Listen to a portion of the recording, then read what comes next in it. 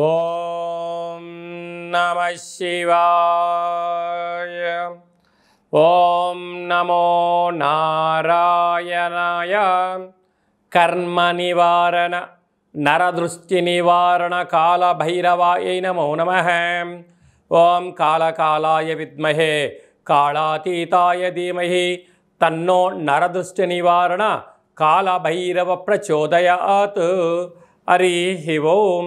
మా ఛానల్కి స్వాగతం. చూస్తున్న వీక్షకులకు ప్రేక్షకులకు ప్రియ కాళభైరవ భగవద్బంధులకి స్వాగతం పలుకుతూ మమ్మల్ని ఎంతగానో ఆదరిస్తూ ఉండబడినటువంటి ప్రియ సోదర సోదరీమణులకు సనాతన ధర్మ సంరక్షకులకు జ్యోతిష్య అభిమానులకు స్వాగతం పలుకుతూ ఆషాఢ మాసంలో అనగా 1/7/2025 నుండి 15/7/2025 వరకు పుట్టినటువంటి వారందరికీ కూడా ముందస్తుగా జన్మదిన శుభాకాంక్షలు. గతంలో వివాహం చేసుకున్న వారికి వివాహ వార్షికోత్సవ శుభాకాంక్షలు. ద్వాదశ రాశుల్లో గ్రహ గమనాన్ని ఒకసారి వీక్షింపచేద్దాం.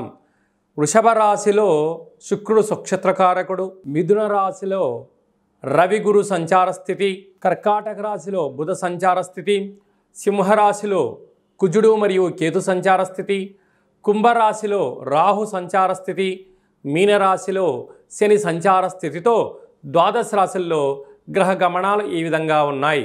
ఆషాఢ మాసం మనం అనగానే తెలంగాణ యావత్ ప్రపంచమంతను కూడా అమ్మవారిని స్మరించడం, ధ్యానించడం, బోనం కార్యక్రమాలు చేస్తూ ఉంటాం. అమ్మవారి యొక్క కృపకటాక్ష వీక్షణలు అందరిపైన చల్లగా ఉండాలని కోరుకుంటూ అన్ని ప్రాంతాలలో నివసించేటువంటి ఈ భూమండలం మీద నివసించేటువంటి అన్ని జీవరాశుల వారందరికీ కూడా మనుషులకు, పక్షులకు, సకల ప్రాణులకందరికీ కూడా అమ్మవారి యొక్క కృప కటాక్ష వీక్షణ కలిగి ఉండాలని కోరుకుంటూ ఆశీర్వచనం.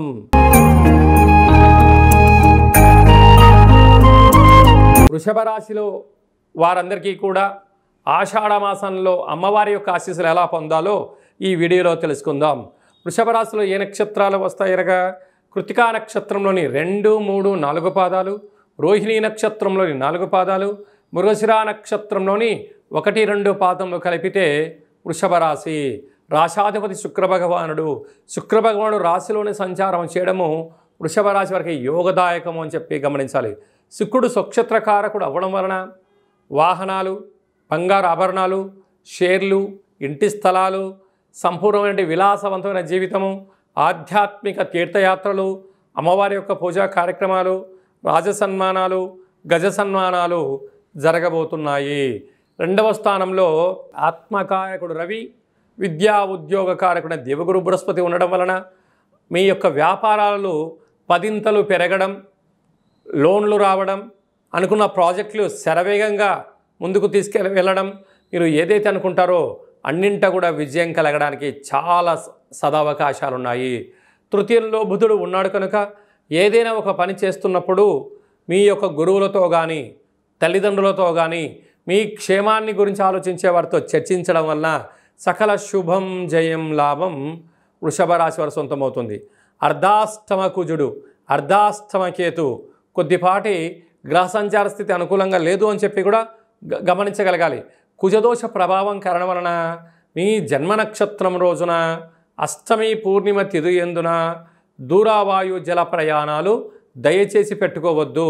ప్రాతకోతలు, రిజిస్ట్రేషన్లు, డబ్బులు ఇచ్చి పుచ్చుకునే వ్యవహారాలకు చాలా దూరంగా ఉండగలగాలి. ఆవేశంగా ఉండకుండా ఆలోచనగా ఉంటూ ఆధ్యాత్మిక చింతన కలిగి ఉన్నట్లయితే సకల శుభానికి మీరు శ్రీకారం చుడతారు. అదే కాకుండా రాజ్యస్థానంలో రాహు ఉండడం వలన మీరు కష్టపడి పనిచేస్తూ ఉంటారు. పై అధికారులు, సహ ఉద్యోగస్తులు, కింది స్థాయి ఉద్యోగస్తులు అందరూ కూడా మీరు ఎక్కడ తప్పు చేస్తారా అని చెప్పి ఎదురు చూస్తూ ఉన్నారు. ఆ తప్పును లేవనెత్తి మిమ్మల్ని మానసికంగా వేధిస్తూ ఆ డబ్బులు ఇవ్వకుండా ఎగరగొట్టే మానవ ప్రయత్నం చేస్తూ ఉంటారు. కనుక దయచేసి నోటిని అదుపులో పెట్టుకుని మానవ ప్రయత్నం చేయాలి. ఏకాదశంలో శని భగవానుడు. వృషభ రాశి వారు ధర్మంగా ఉంటారు, న్యాయంగా ఉంటారు, ఏ పని చేసినా సక్రమంగా చేస్తూ ఉంటారు. కానీ పని చేతగానే వారందరూ కూడా వీరిపైన 4 నిందలు వేయడము, వీళ్ళను మానసిక క్షోభకు గురి చేయడము జరుగుతూ ఉంటుంది. కానీ మీరు ఏనుగు లాంటి వారు రోడ్డమ్మని వెళ్తూ ఉంటే అనేక జంతువులు మరుగుతూ ఉంటాయి. కానీ అది ప్రచారంగా భావించండి, అది ఇంకోలాగా భావించవద్దు. ఇలాంటి కార్యక్రమాలలో ఈ వృషభ రాశిలో జన్మించిన వారు హోటల్ వ్యాపారస్తులు, ఆహార ఉత్పత్తులు, వ్యవసాయ సోదరీమణులు, అలాగే మార్కెటింగ్ రంగంలో ఉండబడిన వారు, వస్త్ర వ్యాపారస్తులు, స్వర్ణకారిత వ్యాపారస్తులు, వీరందరూ కూడా మంచి భవిష్యత్తు కాలం ఉందని చెప్పి కూడా గమనించగలగాలి. అలానే కాకుండా ఈ ఆషాఢ మాసంలో అమ్మవారిని స్మరించడం, గ్రామదేవతకు పూజ చేసుకోవడం, కులదేవతలను స్మరించడం, తెల్లటి వస్త్రాలు, విభూతిని అమ్మవారికి సమర్పించడం, తెల్లటి కొబ్బరికాయలో శ్వేత స్వరూపమైనటువంటి నారికేల దీపాన్ని పెట్టడం వలన ఐశ్వర్యం, ఆనందం, యోగం వృషభ రాశి వారి సొంతం అవుతుంది. అలా కుదరలేని పక్షంలో ఇంట్లోనైనా కొబ్బరికాయలో దీపం పెట్టి అమ్మవారిని స్మరించడం వలన, ధ్యానించడం వలన గ్రామ దేవతల యొక్క ఆశీస్సులు, కులదేవతల ఆశీస్సులు కలిగి అన్నింటా సువర్ణపు అధ్యాయ జీవితానికి స్వాగతం వృషభ రాశి వారు పలకబోతున్నారని చెప్పి కూడా గమనించాలి.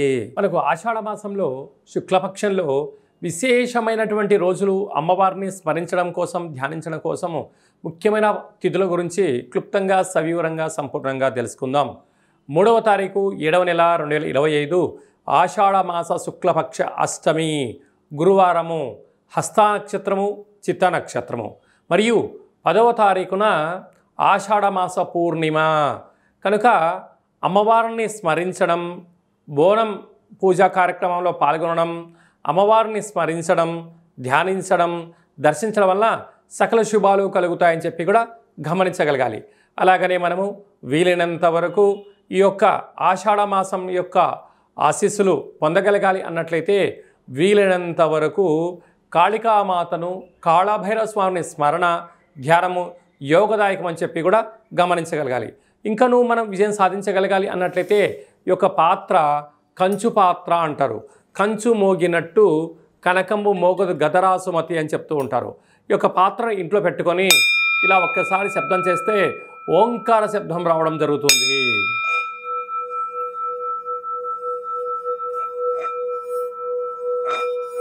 ఈ యొక్క పాత్రను ఇలా మనసులో కాళభైరవ స్వామివారిని స్మరిస్తూ తిప్పడం వలన, ఓంకార శబ్దం రావడం వలన మనిషి శరీరంలో ఉండబడిన చక్రాలు వికసింపచేసి గృహంలో ఉండబడినటువంటి జ్యేష్ఠాదేవి బయటికెళ్ళి గ్రామంలో సంచరించే లక్ష్మీదేవి గళ్ళు గళ్ళు అంటూ మన ఇంటికి రావడం జరుగుతుంది. కనుక కాళభైరవ స్వామి యొక్క అక్షయ పాత్రను ఇంట్లో ఉంచుకుందాం. అష్ట కష్టాలకు స్వస్తి పలుకుదాం, అష్టైశ్వర్యాలకు స్వాగతం పలుకుదాం అని చెప్పి గమనించాలి. ఈ అక్షయ పాత్ర మీకు కాళభైరవ స్వామి యొక్క పూజ 27 రకాల వస్తువులతో దిష్టి తీయించి మీకు పంపించడం జరుగుతుంది. కనుక మనం అందరము కూడా ఆషాఢ మాసంలో అమ్మవారిని స్మరిద్దాం, అయ్యవారిని ధ్యానిద్దాం, కాళభైరవ అష్టకాన్ని వినడం, చదవడం, పారాయణం చేయడం వల్ల సకల అష్ట కష్టాలు తొలగిపోతాయని చెప్పి కూడా గమనించాలి. మీ వ్యక్తిగత జాతకం తెలుసుకోవాలనుకుంటున్నారా?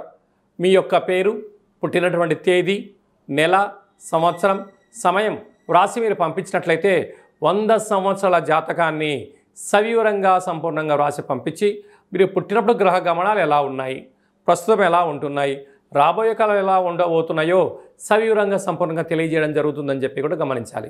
చాలామందికి పుట్టినటువంటి కాల సమయంలో డేటా ఆఫ్ బర్త్లు లేనటువంటి కారణం వలన పేరు యొక్క మొదటి అక్షరాన్ని అనుసరిస్తూ ఆ రాశిని తెలుసుకునే ప్రయత్నం చేస్తూ, రాశి యొక్క స్థితిని తెలియచేస్తూ గవళ ద్వారా అనగా రమణ శాస్త్రం ద్వారా కాళభైరవ ఉపాసన చేత భూత, భవిష్యత్, వర్తమానాన్ని తెలియజేయడం జరుగుతుందని చెప్పి గమనించాలి.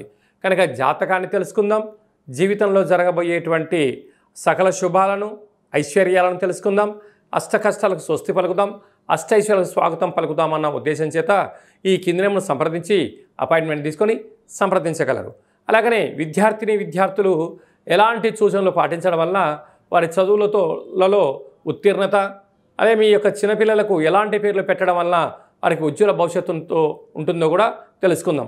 అలాగా నూతనంగా వివాహమైన దంపతులు తరచుగా గొడవ పడడం కానీ, అనేక రకాల ఇబ్బందులు పడడం కానీ, పోలీస్ స్టేషన్లు గొడవలు పడేటువంటి వారందరూ కూడా మీ యొక్క జాతకంలో స్వల్పమైన మార్పులు, పేరులో స్వల్పమైన మార్పులు చేసుకోవడం వలన ఆ దంపతులు అన్యోన్యంగా ఉంటారని చెప్పి కూడా గమనించాలి. కనుక మనమందరము కూడా జీవితంలో ఉండబడినటువంటి అష్ట కష్టాలను అధిగమించి అష్టైశ్వర్యాలకు స్వాగతం పలకాలని కోరుకుంటూ ఆశీర్వచనం. ఓం శతమానం భవతి శతాయు పురుష సతేంద్రియ ఆయుష్యేవేంద్రియే ప్రతిష్టతి ధనం ధాన్యం బహుపుత్రలాభం శత సంవత్సరం దీర్ఘమాయు సర్వే జనా సుఖినో భవంతు లోకా సమస్తా సుఖినో భవంతు సర్వం శివార్పణమస్తు సర్వం కాళభైరవ దేవతార్పణమస్తు హరి ఓం. ఈ వీడియో మీకు నచ్చినట్టయితే లైక్ చేయండి, షేర్ చేయండి. అందరికన్నా మీ వ్యక్తిగత జాతకం ముందుగా తెలుసుకోవాలని అనుకుంటున్నట్లయితే మా ఛానల్ని సబ్స్క్రైబ్ చేసుకోండి. ఆల్ అనే బటన్ కూడా ప్రెస్ చేసినట్టయితే అందరికన్నా మీ వ్యక్తిగత జాతకము ముందే తెలుసుకునేటువంటి అవకాశం కలుగుతుందని చెప్పి గమనించాలి.